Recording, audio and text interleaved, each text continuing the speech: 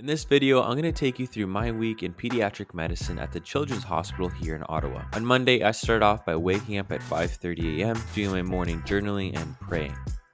I then had breakfast at 6 a.m., packed my lunch, and went to the hospital to meet the handover team around 7:15 in the morning, but unfortunately, I misunderstood what time I should have been there, so I showed up 30 minutes early. Once everyone arrived at 7:45 a.m., we began handover, which is when the overnight staff give us an update of each patient they're following. I'm part of the bronze team, which means we follow patients on multiple floors.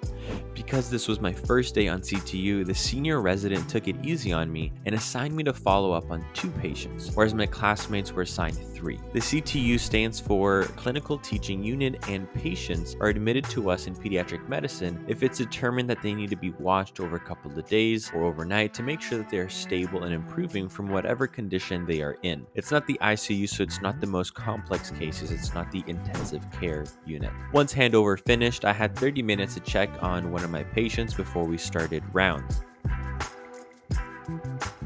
Rounding on patients means that we go to each patient's room with our team and their parents and update everyone on what's happened overnight. We talk about any results if available and discuss plans for the day. Then everyone takes a lunch break.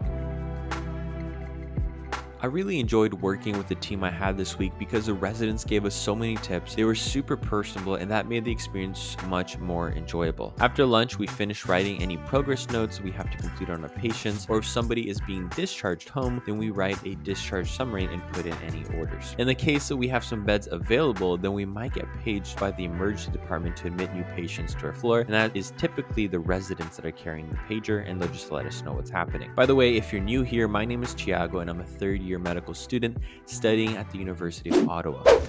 Okay, just finished my CTU shift, heading home. Alright, I just finished my first day of CTU and I feel tired, which is normal. It's a long day of work, but it's a very busy day. It's very different than newborn week and emergency week. A lot more work doing the rounding, keeping track of the patients. I was given a lighter workload since this is my first day, but I already had to write a progress note, had to write discharge summary. So when a patient gets discharged, you have to summarize kind of like everything of their entire stay. So I started to practice that, and we covered croup, we covered some other symptoms, kind of a teaching aspect of things. So far it's good.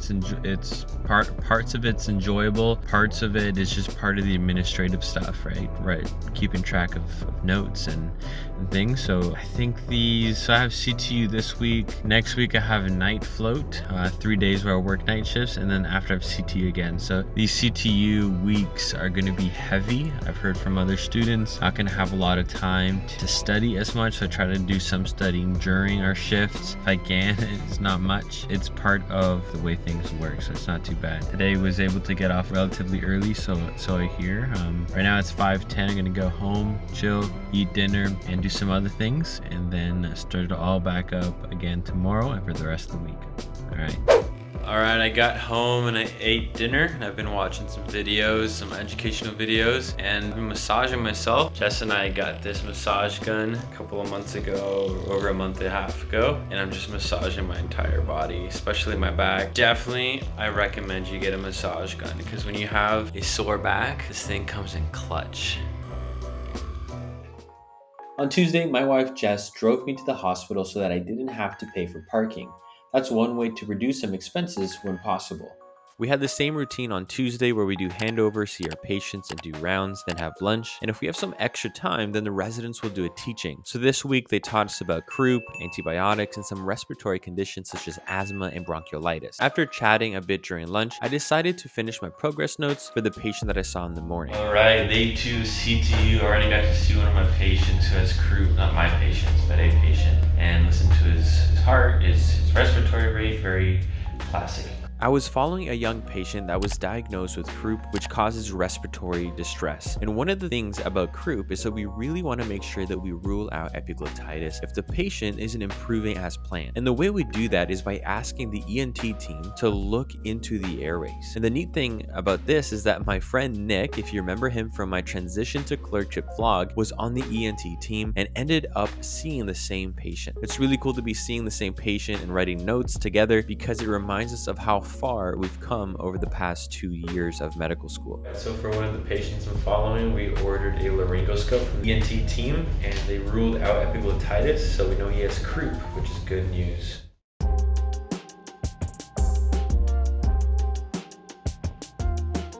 Moving on to Wednesday, I got a pair of scrubs from the scrub machine, did handover and rounded on patients. This time I needed to get some advice from the cardiology doctor and rheumatology doctor on my one patient. And that just means that I page them, they call back, and we discuss information about the patient of concern. And it's a fast way to communicate. And so far I've had a smooth experience doing this, but sometimes it can feel like playing phone tag, or like you need to go through 5 people to get to the department that can actually help you. And that's something that my friend Neil experienced this week. I was wondering, how are you able to kind of maintain the information from all the patients in your head? Does that just kind of come with like experience? You just kind of clicks? Yeah. Honestly, dude, that takes like the longest amount of time, man. Like it really just comes with time. Like I remember first year, beginning of second year, like even keeping track of like 2 patients sometimes was like, I don't remember. I was having to like rely. I've been through so many different. After making my afternoon calls, the senior resident did a teaching on antibiotics, which ended up being very helpful because there's so many types of antibiotics that it takes a while to understand when to use them and what for. All right, I'm here in the one of the rooms where the bronze team meets, and I'm just writing up a discharge summary for a patient for tomorrow, and that means summarizing their entire stay here at the hospital, the labs, investigations, hospital course, or their family doctor if they have one, and read it and have a good summary of what happened here. The team's going up to see some of their patients. Senior resident left, and the doctor's up as well. So right now I'm just really focusing on writing some of these notes that I have to do, and then I'm good to leave before 5. Hopefully, it's almost 4. I don't even know what to say. CTU is the same thing every day, but when you get a new patient, it's different. You learn new things. So that we had a teaching on antibiotics right there. So the resident drew out a whole bunch of stuff teaching us antibiotics, but it's very repetitive and there's so much to know, and we're always busy. So I try to fit in some flashcards here and there, but it's almost impossible. So still struggling to study, something I haven't really come up with a good formula to do. And because I'm at the hospital at 7:45 a.m. and go home it's around 5:30, like I'm exhausted and I don't have the energy to study. That's what I'm doing right now. So I'm just writing some notes. So far so good though. And pediatrics is the more chill rotation. So surgery, internal medicine, that stuff's gonna get a lot busier. By the way, if you made it this far in the video, make sure to like, comment, and subscribe. I love interacting with you guys down in the comments, and please support the channel by subscribing and sharing these videos so that more people can discover the life of a medical student is during 3rd year. My goal is to improve with each video and show you kind of the ins and outs of, and the thoughts, like the ups and downs of medical school, and keep it real and not sugarcoat things. All right, now back to writing my note.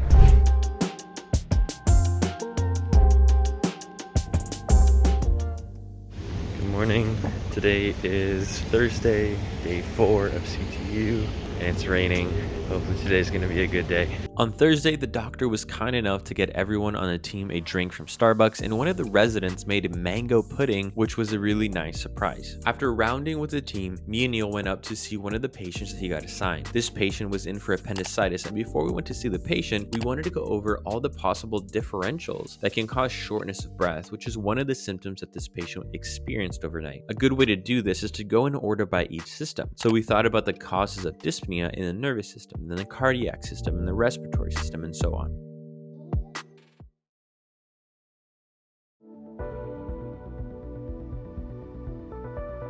Good morning, Neil.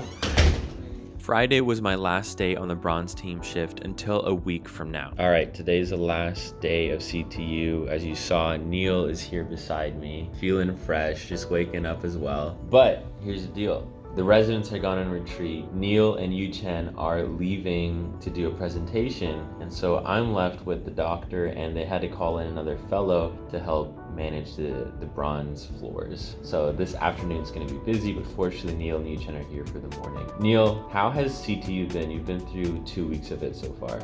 It's been very fun, but very exhausting. You learn the most, I would say, on CTU, but there's also not enough time in the day to do everything you want to do. It's been a great learning experience so far, and I think the more you reflect on your time on CTU, the better you become for your future rotations. Sure, thanks for sharing.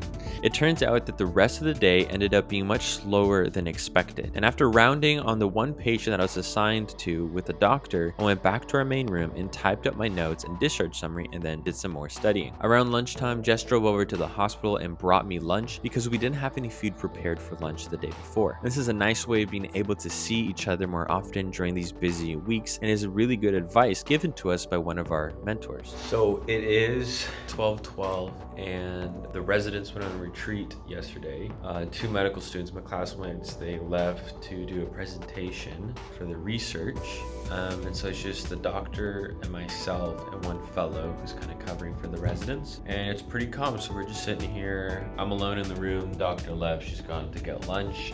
And I'm studying, waiting to see if we have any admissions to our floor. So I'm just chilling. So far, CTU has been good. It's been a calm week. I've heard it's been a lot busier, and for me it's been pretty chill. I've had multiple opportunities just to kind of ease in, learning how to present, learning how to write notes, doing handover as well, and it's been an enjoyable experience. We've had a great team so far, super nice residents, really nice doctor, and things are going to switch up next week. So next week I'm on night float, so I only work 3 times during the night, and then the week after I'm back on CTU for a week, but it's going to be a different team. I think the doctor might be the same, but I'm on the same team, on bronze team. The residents switch over, so I'm going to continue reviewing flashcards for the rest of my time here until we get called to do something else, because I have a lot of catching up to do. Got so slow. I was able to see a patient with the doctor, but it's still pretty slow, nothing to do.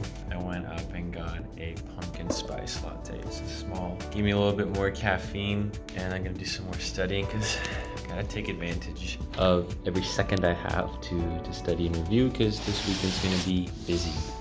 I'm tired. CTU is a very exhausting week, but it's good.